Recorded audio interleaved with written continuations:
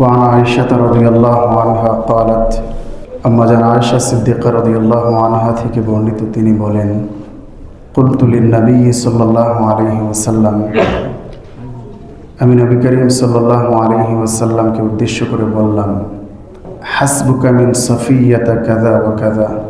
নবীজির আরেকজন সহধর্মিণী সফিয়া রাদিয়াল্লাহু আনহা ওনার সম্পর্কে নবীজিকে লক্ষ্য করে বলছেন আপনার স্ত্রী সফিয়া এই বিষয়ে আপনার জন্য যথেষ্ট।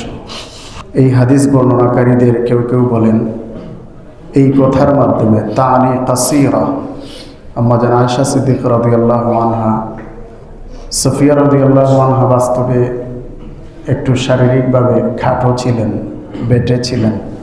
তিনি এই খাটো হওয়ার বিষয়টা নবীজিকে ইঙ্গিত করে বললেন। এই কথা বলার কারণে ফাকাল নবী করিম সাল্লাল্লাহু আলাইহি ওয়াসাল্লাম বললেন লাকাদ কুলতি কালিমাতান লাউ মুজিজাত বিমাইল বাহরি লামাজাজাতহু।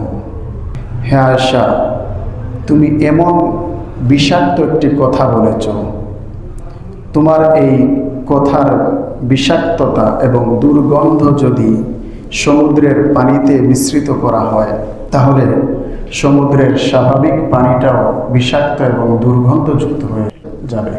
এটা হচ্ছে আবু দাউদ এবং তিরমিজি শরীফের বর্ণনা।